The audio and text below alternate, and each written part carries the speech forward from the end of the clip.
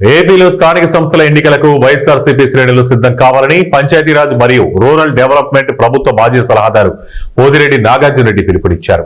ఈ సందర్భంగా నాగార్జునరెడ్డి మాట్లాడుతూ ఏపీ ఎన్నికల కమిషనర్ నీలం సాహ్ని ప్రకటించారని, అక్టోబర్ 15లోగా ఓట్ల పునర్విభజన రిజర్వేషన్ ప్రక్రియ పూర్తి చేయాలని తెలిపారన్నారు.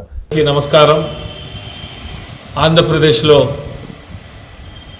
స్థానిక సంస్థల ఎలక్షన్ల ఎన్నికల షెడ్యూల్ను రాష్ట్ర ఎన్నికల కమిషనర్ నీలం సాహ్ని గారు ప్రకటించడం జరిగింది.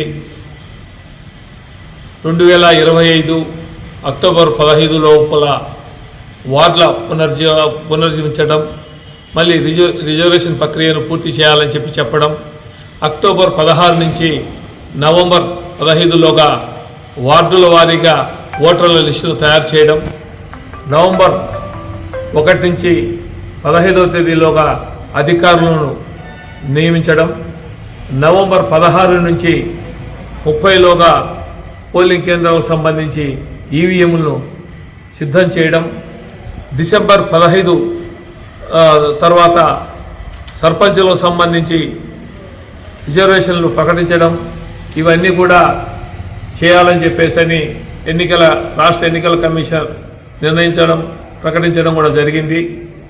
మరి నేను కోరేది ఏమంటే, నేను మాజీ పంచాయతీరాజ్ అండ్ రూరల్ డెవలప్మెంట్ రాష్ట్ర ప్రభుత్వ సలహాదారునిగా నాగార్జునరెడ్డిగా నేను తెలియజేయడం ఏమంటే, ఇప్పటి నుండే రాష్ట్రంలో ఉన్నటువంటి వైఎస్ఆర్సీపీ శ్రేణులందరూ కూడా స్థానిక సంస్థలకు ఎన్నికలకు సిద్ధంగా ఉండాలని చెప్పి, వైఎస్ఆర్ కాంగ్రెస్ పార్టీ గ్రామాల్లో కానీ పట్టణాల్లో కానీ క్యాడర్ పటిష్టంగా ఉంది.